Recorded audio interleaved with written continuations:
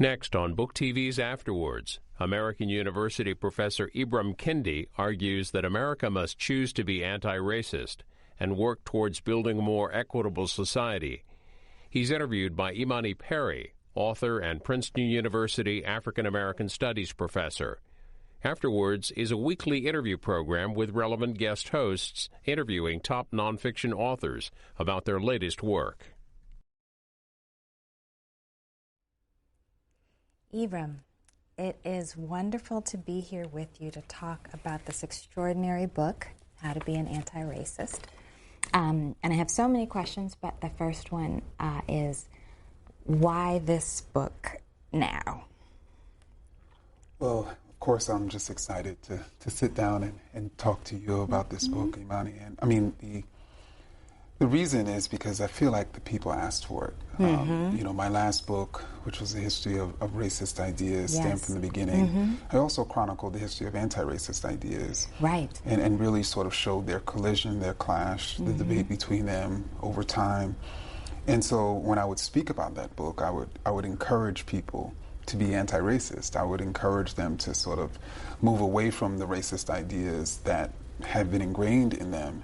And so the more I spoke about being an anti-racist, the more people were like, okay, tell me a little bit more about that anti-racism stuff, because as you know, people are taught in this country to be not racist. Right. And so this construct of being anti-racist was new. So the more people asked how to be an anti-racist, the more I realized that this was a book, and I felt like I could potentially answer it. So that's really interesting, because it sounds as though you hadn't necessarily planned to write this book, right? And I was thinking, because Stamped from the Beginning is an extraordinary book. You are a historian through and through, and there is a kind of risk associated with writing a book that has like really immediate implications, right? But you felt called to do this, and talk about the distinction, though, but that you draw, because you draw it in a very kind of clear and cogent fashion. One of the things I noticed is that so many of the authors of like concurrent books on race that are considered really kind of critical have all written this extraordinary praise of this book, which is an indication of how important it is, right? That the people who have thought deeply about race say, yes, we need this book. So what's that distinction? What's the distinction between just being not racist and anti-racist, and why is that so important? Well, I think first and foremost, let's think about how this term "not racist" is emerging currently, and how has it emerged historically. And so, people typically say, "I'm not racist" when what? When they're charged with being racist, as a defensive gesture, right? Precisely, and I don't think even well-meaning people, even people who are trying to be part of the movement against racism, recognize really that the history of this term. So when a eugenicist were classified as racist, they said, I'm not racist. When Jim Crow segregationists were charged with being racist, they said, I'm not racist. And now today, even white nationalists are saying, I'm not racist, no matter whether they're in the White House or, planning the next mass shooting. And so I don't think people realize how much fundamentally this has been a term of denial. That has really, all I've been able to really uncover of its meaning has been this sort of way to deny one's own racism. While anti-racist has a clear philosophy, it has a clear history, just as racist has a clear philosophy and a clear history. Right. So what I think is really interesting and powerful about that move is that it gets the reader and the potential sort of person operating in community shaped by this book out of the question of sort of guilt, right? Yeah.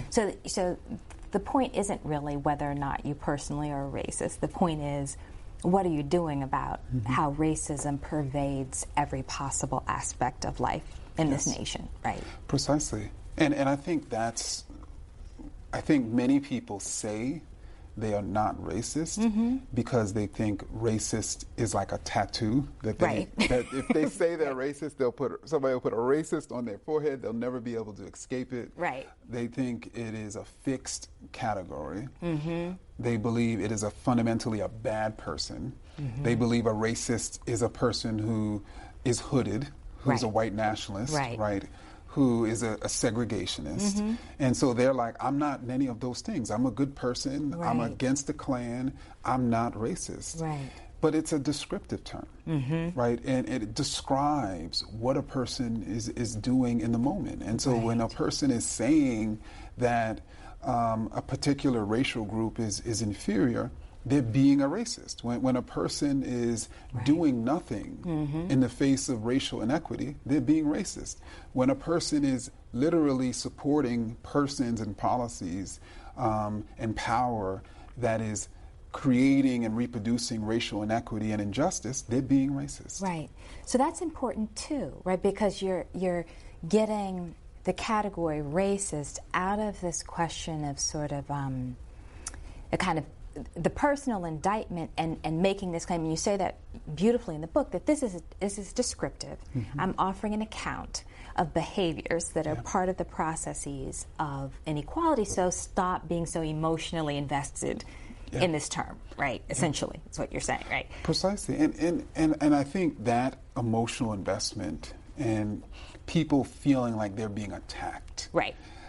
Also, I think people don't realize the origins of that.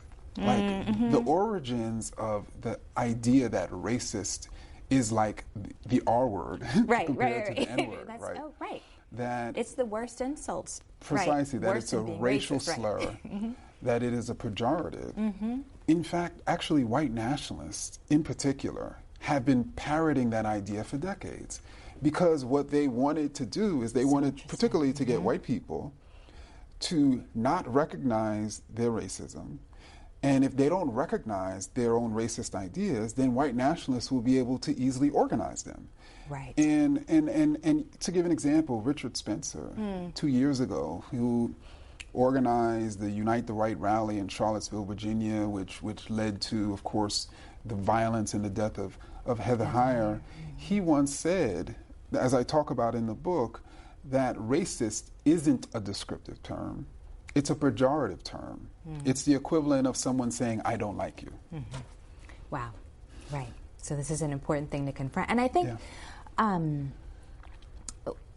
just shifting gears, and I want to come back to that question and actually to think about if you can offer an account of what it means to be anti-racist in its detail, but also so one of the things that I think you do quite powerfully in this book, and there are a number of elements, but is that, so the title is, it gives an indication of a kind of instruction that you're offering that has personal implications, right? So, how do you discern how you operate in the world in a way, whether or not you're actually sort of participating in the structural logic, in the processes of racism, or you're actually working to dismantle them. And at the same time, so there's this personal element, but at the same time, you talk about structural issues, you talk about gender, you talk about sexuality, you talk about capitalism, all these sorts of things. And so I think it's really powerful and important, and I want to ask you why, and this is also in light of Stamped, right? In the midst of you having this sort of deep account of the structure and history of white supremacist thought and power, that you decided to talk to people at their interior level. Yeah, so I didn't want to write this book this way. Okay.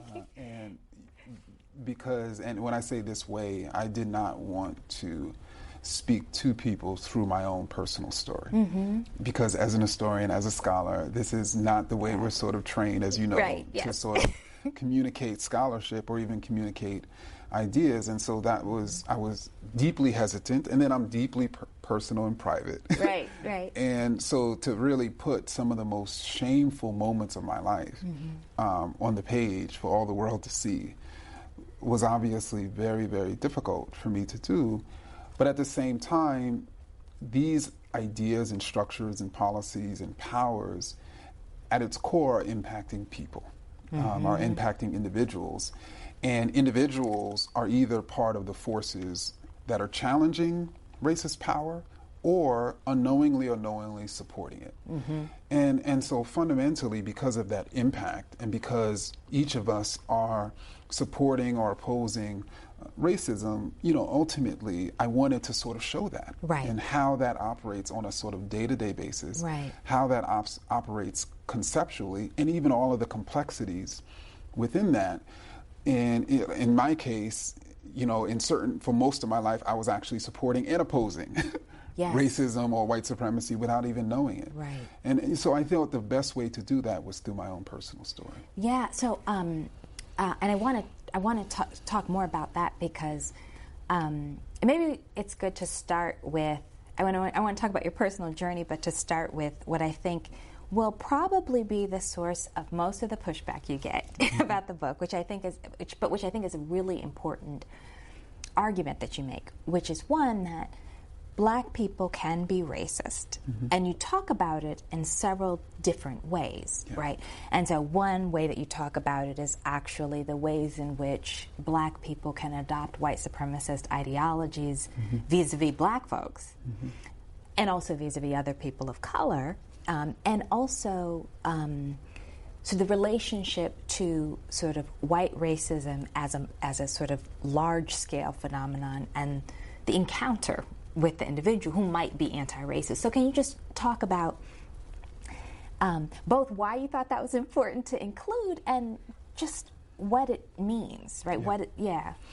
So I obviously for a very long time thought Black people could not be racist. Right. And I would have argued people down, right? People down for anyone who made that case. And I don't think it was. I believed that until I started researching for STAMP from the beginning. Oh, okay. And until I conceptualized, I first defined a racist idea. Yeah. And I defined it as any idea that suggests a racial group is inferior or superior to another in any way. And then that book was about anti-Black racist ideas. And so then I went in search. And ultimately, one of the things I tried to do with that book was sort of take prevalent and prominent and popular ideas today and really sort of figure out its intellectual sort of genealogy. Right. What was unavoidably the case was that Black intellectuals were part of that intellectual genealogy. Right. And I couldn't, even though I wanted to exclude them or go around them, I just couldn't. You take the case of one of the most dominant and harmful anti-Black racist ideas of the 20th century was the idea of the broken Black family and the patriarchal Black woman. I should say matriarchal, who was harming the Black family and the Black community and so on and so forth. That idea, of course, was popularized by Daniel Patrick Moynihan, as you know. But in his Moynihan report in 1965, he repeatedly cited a Black scholar, E. Franklin Frazier, who wrote the famous book on the Negro family in 1939, who also praised Du Bois, who said a similar thing in one of his Black family studies. And so I could not wrap my head around the fact that this idea about the broken Black family was largely coined by a Black scholar. And I think everybody now recognizes how harmful that idea is, how it sort of justified the assault on welfare, how it justified the assault on Black women, how it justified so many assaults in the latter part of the 20th century. And so ultimately I'm saying that I think that was the first recognition of it, that I could not separate the intellectual genealogy of some of these ideas. But I think what was critical was realizing what racist ideas do to people. And I realized that no matter the racial group, when a person was anti-Black, when a person thought that there was something wrong with Black people, they spent their time intellectually and even in terms of organizations either trying to civilize Black people, attack Black people, attack everything but the real problem, which was racism, which was white supremacy. Right, right. And so that's how it literally functioned, right? And that's on the ideological perspective. Yeah. And then obviously when it came to like power and policy, I think that it is absolutely the case that black people have limited amounts of power vis-a-vis white people, particularly within a white supremacist society. But to say that no black people have no power, right? It's just not true. Yeah, right. It's just not true. And to also say that even 100 years ago, when we did not have all of these black elected officials, when we did not have a black person on the Supreme Court, when we did not have so many black professors and so on and so forth, we all still had the power to resist. Right. And some of us used that power, and some of us did not. And typically those who did not because they thought the problem was black people. Right. And so, you know, it was sort of working through all of that ultimately caused me to realize that black people can be racist too, particularly to black people. And that ultimately internalized racism was the real black on black crime. That's beautifully stated. You tell this story about a speech that you gave as an adolescent. Yes. And you deconstruct it for precisely that, right? The kind of internalization of a narrative of black deficiency, right, or inadequacy. And I think it's so powerful in part because the rhetorical devices that you describe are actually quite common in kind of black public spheres, right? So you're calling into question, you know, that practice, which is a real, I mean, a long-standing, widespread practice. And I wonder, this is kind of just a question that's a little bit off to the edge, but I think it's interesting is, you know, why do you think that has such persistence, even as, I think, you know, I agree. I think most of us, black people, think that we are anti-racist in some form or another. And yet we listen and we nod and we applaud to these kinds of lectures, whether they come from Chris Rock or a pastor, right? Yes. I think it's a combination of factors. I think first and foremost, I mean, this speech that I gave when I was a senior in high school, and it was at a Martin Luther King oratorical contest, and I was one of the finalists. So in other words, I had won my school competition, and I was one of the 3 finalists across the county. And I spoke before 3,000, mainly black people. That's amazing. And basically my speech was a litany of anti-black ideas, particularly about black youth. And so I said things like, black youth are the most feared in society, as if it was their fault. Right. They were so feared. Right. I said things like black youth don't value education, which was a very prominent idea. It still has currency. Precisely. That black youth keep climbing this high tree of pregnancy. That all of these ideas about what was wrong with black youth, and ironically, as you know, if there was ever a decade in which seemingly everyone was coming down on the heads of black youth, it was the 1990s. Absolutely. And that's the decade in which I came of age, and I consumed those ideas and reproduced them. And, you know, to your question, I think it's a combination of that across the ideological board, it is acceptable to say those ideas. So, you know, I thought I was radical when I was saying that. Sure. Right. And so obviously black conservatives will say that. I think they say it in a different type of way. It has a different valence, but precisely. And I also, you know, realized through some other work that I think not only in terms of the ideological popularity, but ultimately black people regularly see individual black negativity. And what we have been led to believe is that we can generalize that. We read that as it, right. Precisely. Right. So everything we say, I mean, we know youth that are feared because of what they're doing. We know youth that don't value education, right?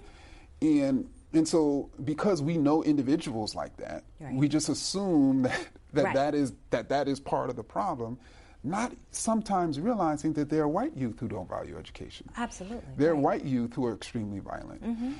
And not realizing, and I think let me just say, I think one of the things I've tried to emphasize is what makes black people equal to other racial groups is not our sort of great black people and our great attributes, it's our imperfections. Right, we're human, We're fully human. human. Right. Precisely.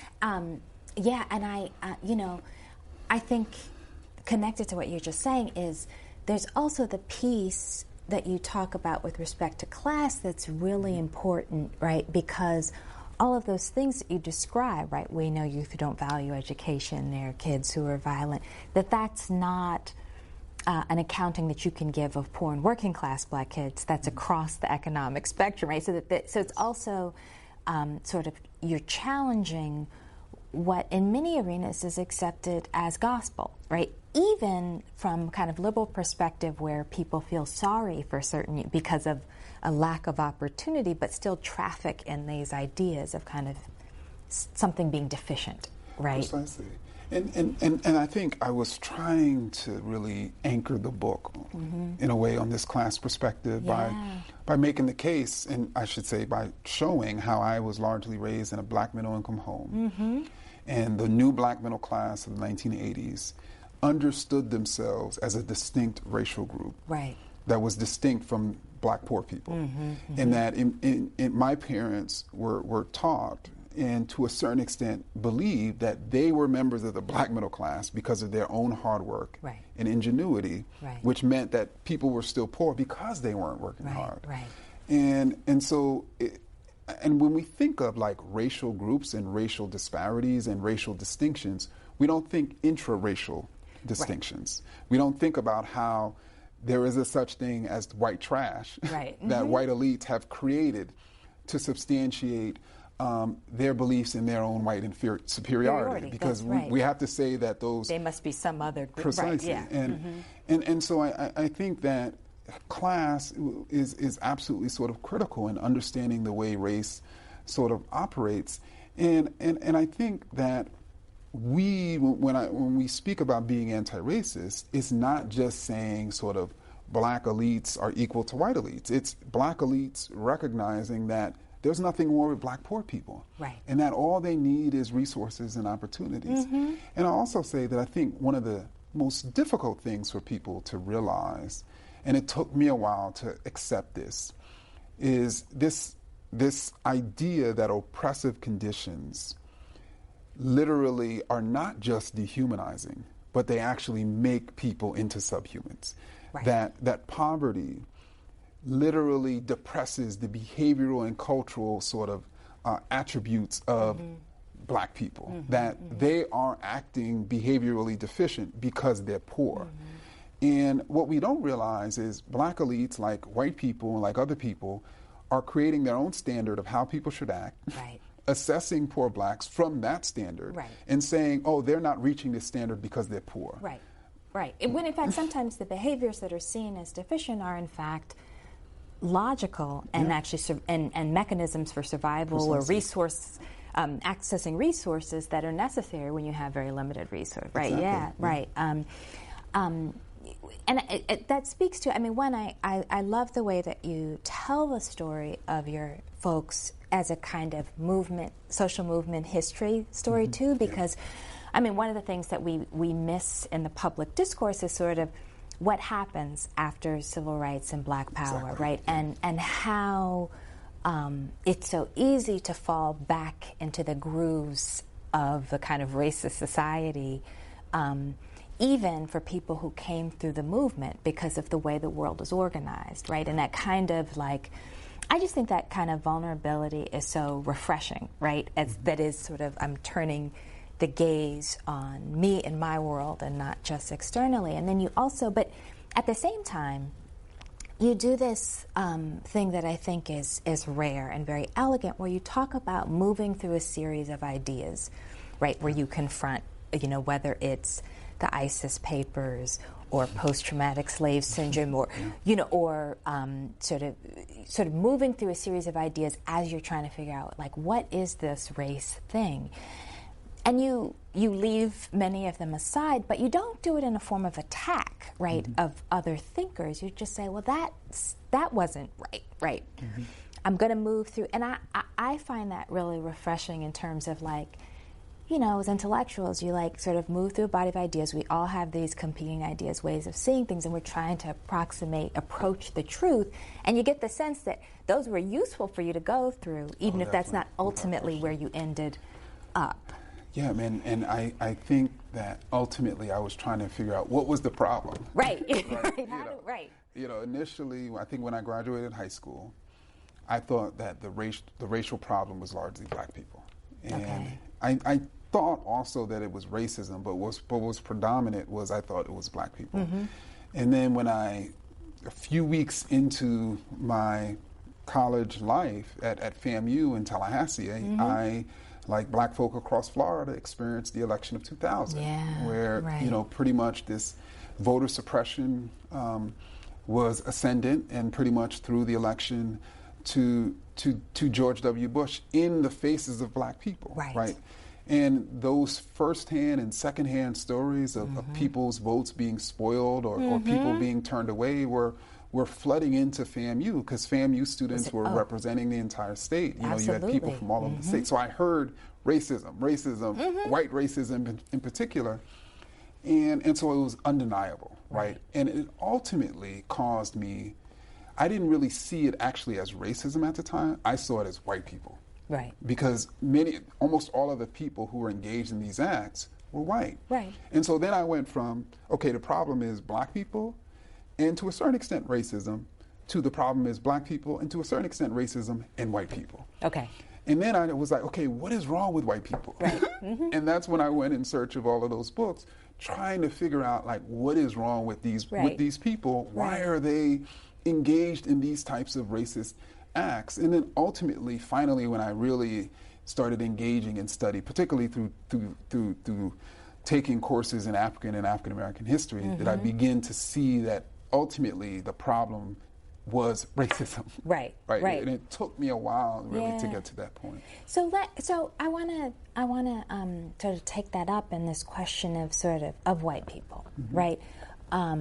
Because there are some readers who will think you give space to white people to not be categorized as racist, and there's the whole school of thought where people say, well, all white people are racist because they're raised in a racist society. So can you talk a little bit about what is it that you're trying to alert white readers to in terms of the possibility, some say like their potential in this vision of an anti-racist society, and also what are you signaling to black and other people of color readers about how to navigate white people in this struggle? Sure. So I think as it relates to white people, I think one of their sort of anthems as it relates to race is, I'm not racist. Right. And so obviously I wanted to confront that very head on. Yes. And say, there's only two options here. There's no such thing as being not racist. There's only being racist and anti-racist.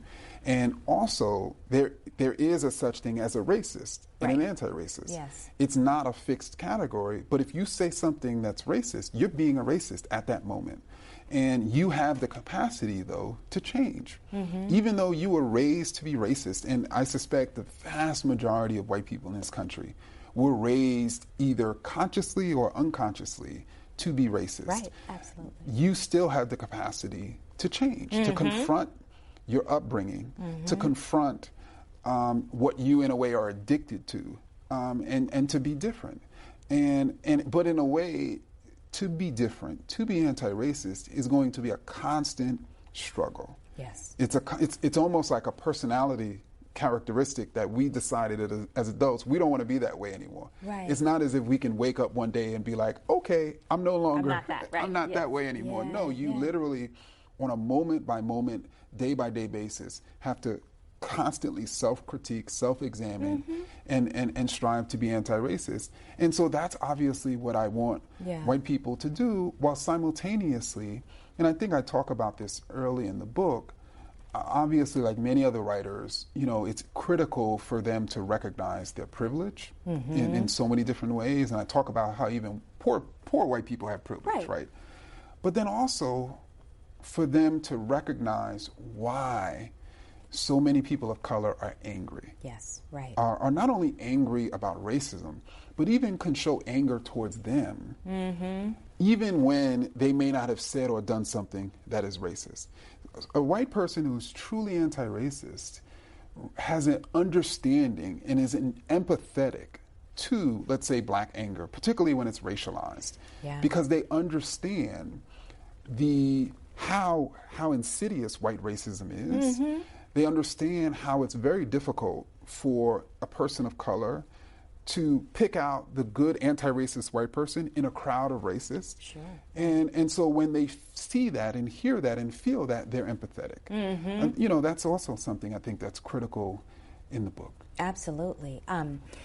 And I guess relatedly, the feeling I get when I read through your journey is that there's a kind of an ethical mandate, right? Like when you describe, you know, these questions that you continuously ask yourself, but there's also a mandate for becoming learned, right? So, you know, as you go through the book and you're reading and you're thinking, you get the feeling, I think, as a reader, oh, right, so I'm supposed to have this disposition where I'm studying and thinking and trying to make sense of this, right? So it's both my deed and my development, right, in the path to becoming an anti-racist. And one of my favorite parts of the book is when you talk about your time at Temple with two of our mutual friends, Kaila and Yaba, and I love it because you talk about,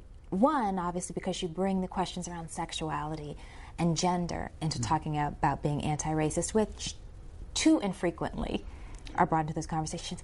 But also, it's one of the multiple places where you talk about the individual encounters that were part of your personal development. Definitely. Right? Yeah. You talk a little about that? You know Yaba and Kyla. Yes. You know, the way that they are now, in which they are pretty unapologetic, obviously, about their anti-racism, about their feminism, about their sort of love of queer people. And of course, they were the same way then as graduate students at Temple. And I was coming from an experience at FAMU in which I really had never really engaged and understood black feminism. I really had never even considered and even deeply thought about black queer theory. And I don't necessarily... I talk even in that chapter about, like, my parents didn't necessarily raise me to be homophobic, right? But they did not certainly raise me to recognize that there was nothing wrong with black queer people. Right. And so because of that, in many ways, I consumed many of the ideas about black queer people and certainly about black women. And so I arrived, like, at Temple was pretty much a homophobic, sexist, and didn't even realize it. Right. And they allowed me to realize that because they created a community in which certain things were not going to be tolerated. Right. Attacks on black women, attacks on black queer people were just not going to be tolerated in their presence. And I sort of, and they, what was interesting is they would, if somebody said something, you know, about particularly those two communities, they wouldn't, like, jump around their throat and just, you know, scream at them. You know, they would, of course, engage them. But I felt those as attacks. Right? You know, I felt those as attacks, and I had to recognize why I felt those as attacks. Even when they weren't talking to me, they were obviously talking to me. Right. But what was beautiful was, even though I had these homophobic ideas, even though I came there with this sort of gender and queer racism, they sort of opened themselves up to me, to sort of mentoring me, to befriending me, which I thought was absolutely sort of critical in my own personal development. And so any sort of gender critique that I have, any sort of critique of homophobia that I have, I owe to those two women. That's beautiful. I mean, and I think it's beautiful on multiple levels. I mean, one, because you describe the cultivation of a community that, on the one hand, right, doesn't tolerate bigotries, but also didn't expel, right? Exactly. And that's a very slippery, yes. Yeah, yes, but that's, in some sense, that's what you're suggesting in the entire book. How do we do that, right? How to think about how to do that, to have space for transformation, to work through the moments of feeling defensive and under attack, right? That's precisely the process, right? That's essential. And I also think it's really important because it is, you provide in that chapter an example of the combination of the scholarly endeavor, because they're both, extraordinary scholars, and the work of community, right? And so often for those of us who are academics, the scholarly endeavor sits off apart from our interpersonal interactions. But you're talking about sort of bringing those pieces together, and similarly, you talk about your personal encounters and some rather difficult ones with illness, right? And I wonder, if we can talk about that, because you part of what you set up is you provide an accounting of all of the effects of racism, including the physical ones, with respect to our health, and then you write about both for you and your wife encounters with serious illness, right?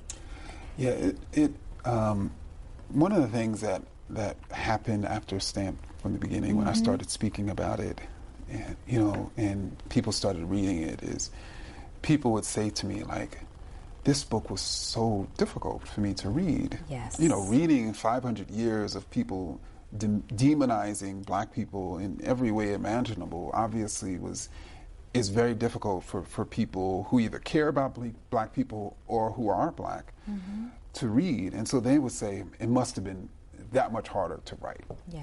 And I would just, it would just go in one ear and out the other, just because I didn't want to even think about that. Like, I was sort of so focused when I was doing the research, as you know, to produce the book. And I wasn't thinking about the impact that it was having literally, and then combined with the fact that I was writing this history of racist, anti-black racist ideas as a black person. And, the book ended up being 500 pages, but I probably collected thousands and thousands of pages of ideas, and many of which I had to sort of sift through. And in How to Be an Anti-Racist, I talk about these as like trash bags that I literally had to consume, in order to basically make it legible for the reader. And at the time I was doing that, I was also caretaking my wife, who had breast cancer. And it was obviously, she was very young, in her early 30s. And, when you contract a disease, any disease, it's hard. But then when you contract a disease that you don't think you should contract because of your age, it's even more difficult. And so obviously it was a very difficult process, caretaking for her. And I in no way wanted to focus on my own physical health. At the same time, my wife had a serious illness, and so obviously I did not. And then a few years later, I was diagnosed with stage 4 colon cancer. And friends asked me, well, do you think that in some ways was the effect of writing Stamp from the beginning, of taking in all of, they didn't use the term trash bags, but in taking all of that into the gut, right? And, and I didn't know. We'll never know. But certainly that could have been the case. And as you know, scholars are finding now the literal health effects of racism. Oh, absolutely. And I,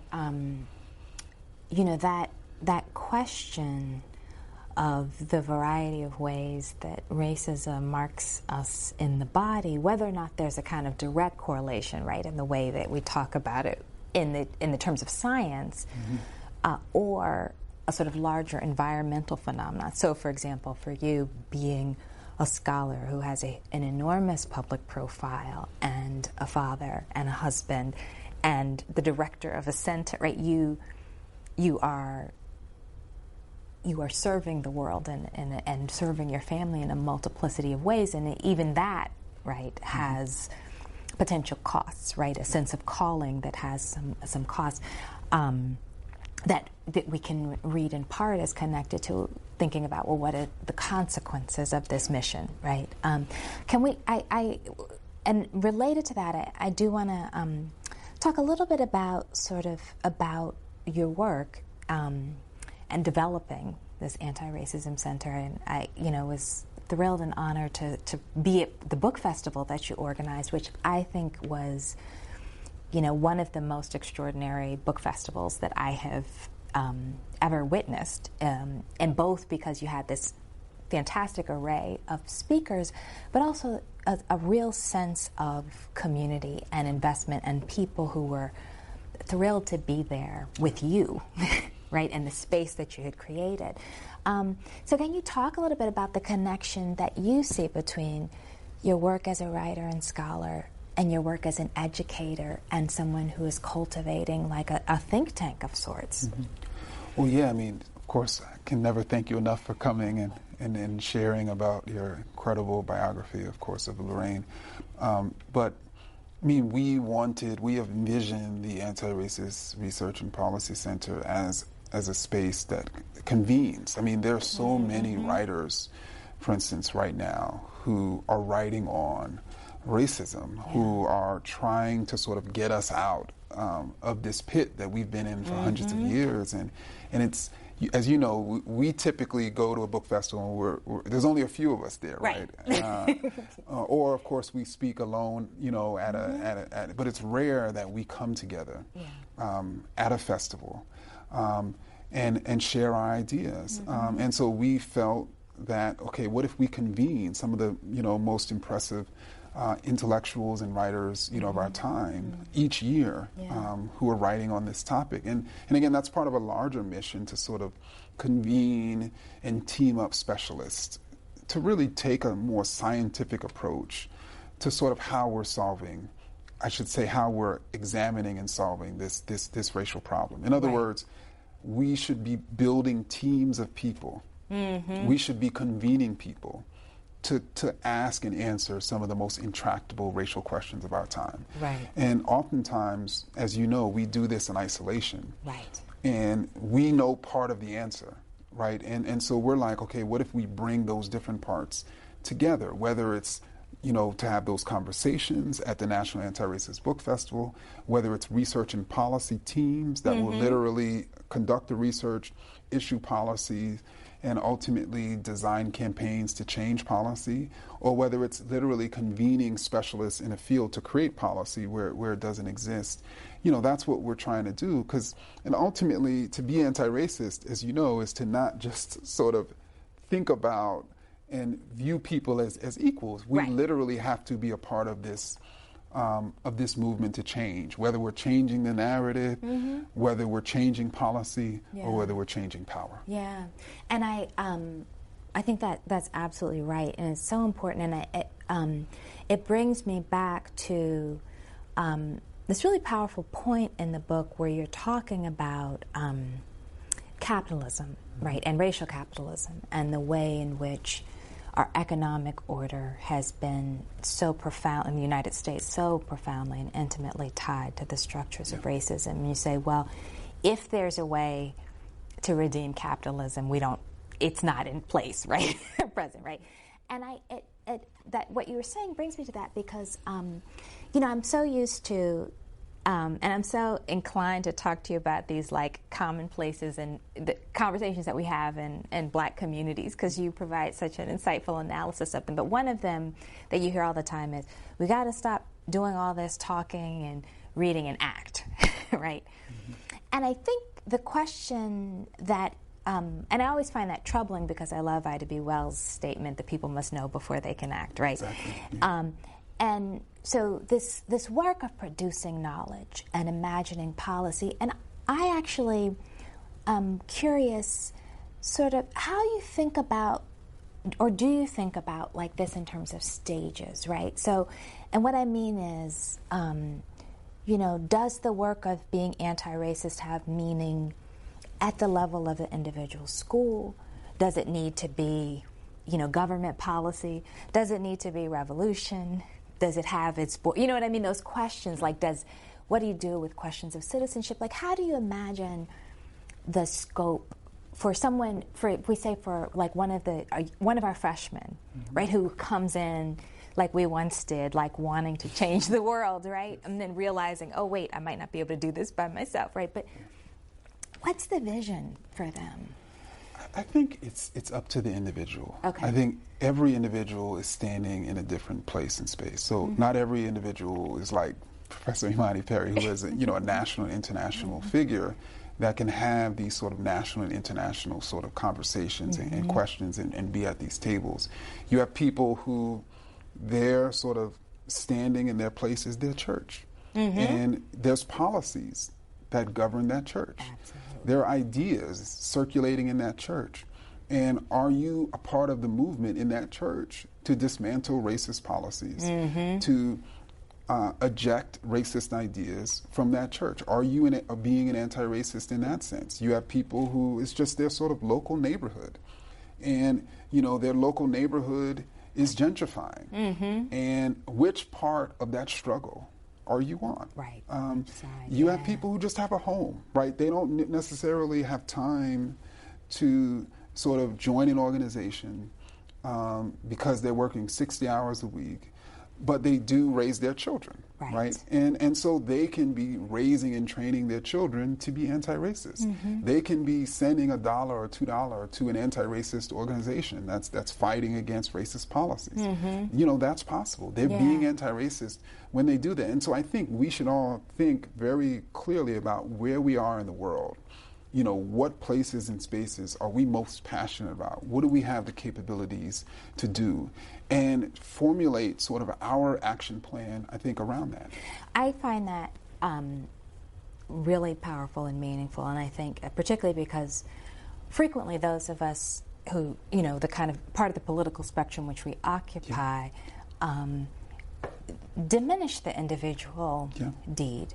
But given that racism is a product of culture and policy and the repetition of decision making, that the disruption is important, right? Even at the individual level, that you might turn the ship, right? And that even to imagine a different kind of future, those kinds of disruptions have to take place. So it's not, you have a structural analysis, but you're not a structuralist in the sense of like the end game yet, right? It's about how do we move towards something, right? A way of living. And I just don't understand how structures are changed if they're not changed by individuals. Right. And absolutely. so that is really, and not only individuals, but the mobilizing and organizing of individuals. And so we have to simultaneously assess and push at the individual and structural level. Like, I don't understand why we have to, like, because as you know, there's some people who just want to look at the individual. That's right. And just hide the sort of structure and say, we just need to take personal responsibility or. And to me, that's flawed in a different type of way. Right. So I think I think I personally know this from reading your work, but I am interested in asking you, like, who are your, like, if you were to account for your intellectual genealogy, who are the figures that most, as scholars, like of previous generations, who you see yourself most directly in the tradition of? I know that's a question that came out of left field, but I think, because you're a historian and all of your work is so deeply grounded in a tradition of thinking through questions, I just can't resist asking that. So I would say, as I think now in certain types of ways, I'm seeking to challenge sort of policy in the state. Yes. And I think in that type of way, someone as unapologetic as Malcolm X, obviously is someone who I admire in the sense that he's not only apologetically critical of the state, but he also, through his autobiography and even many of his speeches, he's critical about himself. Yes. And he's critical of black people when they're sort of being racist. He didn't use that sort of term. And then, obviously, in terms of journalism, as an essayist, as a writer for sort of popular mediums, I'd say Ida B. Wells, who, as you know, I mean, she literally, like, I wrote today in The Atlantic how I can almost feel her staring down a lynch mob. Yes. And not moving an inch. And in many ways, she wrote that way. Yes. Right? And her focus was to sort of write for and to the people. And a willingness to say and do whatever to sort of challenge white supremacy. Right, and to tell the truth is right. Precisely. Directly. And not be willing to, not backtracking in any bit. And then I think as a sort of, all of that together, obviously Du Bois. Yes. And the ability to simultaneously be involved in organizations, to be an essayist, to be a scholar. Obviously, I think more than any other scholar, I look up to Du Bois. And the irony is, at his time, even personal narrative was something that was utilized, particularly by black scholars. And in many ways, we've moved away from that. And I think only now we're really starting to move back to that. It's such a good point. And I thought you were going to say Du Bois. And partially because, and I think the Malcolm and Ida B. Wells both make a great deal of sense, but with Ida B. Wells, the process of discovering the truth, going to the data, right, Exactly. that ground level work. And I wonder, and I'm thinking about this because you talked about Malcolm, do you see this book as a conversion story? I do. Yeah. And I see it as, in a way, both confessional and conversion story, that I was constantly confessing and converting to someone new, to someone sort of being more anti-racist. Yeah, and I think about that in terms of Du Bois as well, because so often when we teach these historic figures, we teach them as sort of singular at a particular point. But if anybody is an example of moving through right a very long life, trying and through personal crisis and tragedy, right, and trying to get closer and closer to the truth and sitting with something for a while, saying, that's not it. I mean, that's his life. And so you pick up that practice, which I think is sort of the, in the best of our intellectual tradition. And some of those essays, as you know, that he wrote in speeches he gave in the 1930s and 1940s when he was critiquing himself. Right? I mean, to me, are just some of the most powerful sort of things he ever wrote. And I think that as intellectuals, right, we're supposed to be critical. Right. Meaning we're supposed to be critical of ourselves as well, right, and fully human. Exactly. Right, which I think, there is, it is interesting because there is that, and you talk about this, right, and you talk beautifully about sort of, in particular when you talk about the process of going to graduate school, right, so we see Black studies, it emerges from social movement and this desire to, and yet there's also this pressure to be kind of dispassionate intellectuals. And I think you are a really important example of what we are sort of in the thrall of in this moment is saying, well, one, the absolute objectivity was always a fiction, right? And that, in fact, we are called to both be rigorous in our understanding of history and our analysis, but also to be fully human in the midst of that, right? Which means that we have to be fallible, that means we have to be vulnerable, all those sorts of things. Without question. I tell the stories, in the book of Amma Mazama, who ultimately came my dissertation advisor, and her sort of lecturing on basically there's no such thing as objectivity. Yes, which I love that moment in the book. Yeah, and I was trained as a journalist at FAMU, and I was still thinking, but I was sort of turning towards being a scholar. And of course, journalists hold this idea of objectivity in the way as scholars do, as almost on the throne. And so, I asked her, okay, so I don't understand, if we can't be objective, then what should we strive to do? And, she's not a woman of many words, and so she looked at me and said, just tell the truth. Tell the truth, right. which is a matter of like serious study. Exactly, and irony is in our moment, right, in 2019. Yes. You know, I mean, it resonates that much more. How our job as intellectuals, as journalists, as human beings, is just tell the truth, even when that truth is self-critical, even when that truth is hard to say. Yeah. If we can't find the courage and even the clarity to sort of tell the truth, then I mean, what are we doing here? What are we doing here? I also want to ask a question about craft, because you know, one of the things about the impact that you've had is about the beauty of your prose, right? And so, and you tell stories, like anecdotes, in ways that are riveting, right? You tell these, and you know, what part of this journey to sort of transforming the world is sort of to take up Toni Cade Bambara's quote, the job of the writer is to make revolution irresistible. Like, what part of your work in this regard is, in a sense, about the beauty of the vision and the writing, the craft? You know? I think for me, I sort of have begun to distinguish between a public scholar and public scholarship.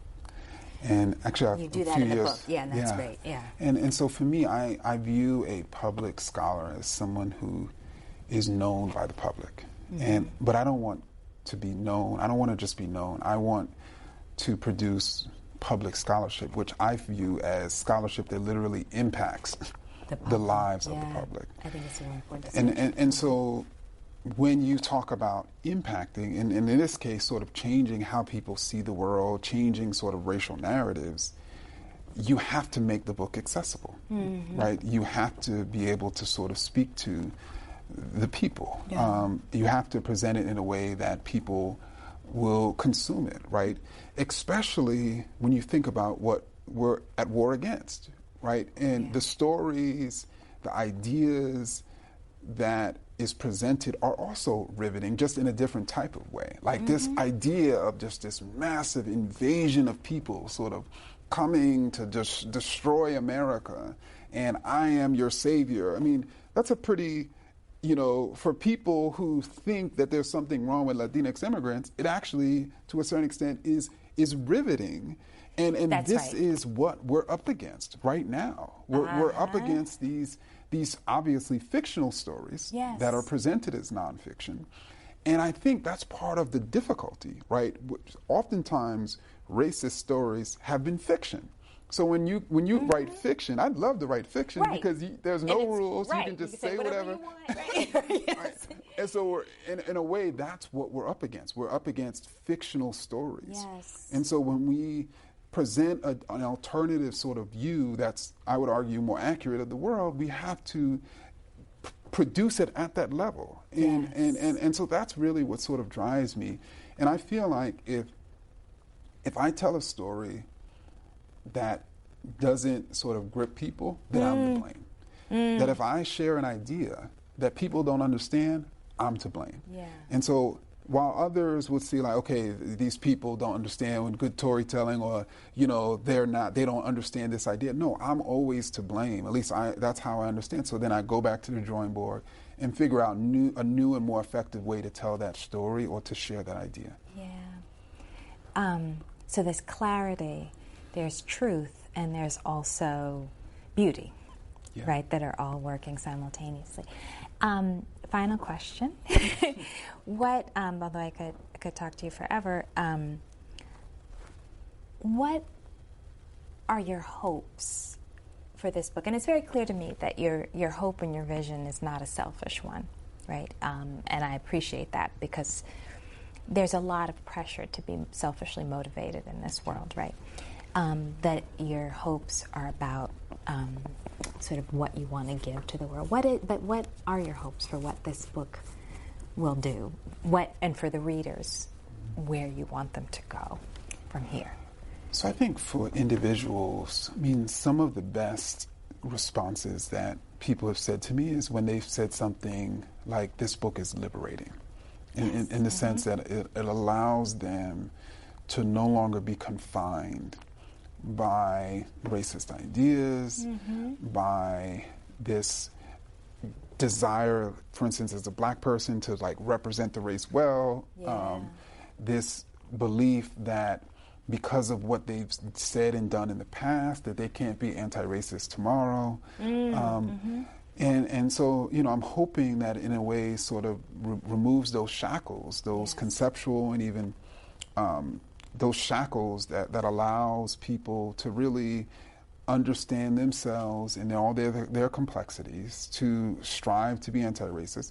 And then ultimately, I hope that this book helps with the work of other scholars like yourself to really build a movement, right? A social movement, a powerful movement, and powerful people who are ultimately going to dismantle racism and white supremacy. I have the same hope. Thank you, Ibram. Thank you so much, Imani.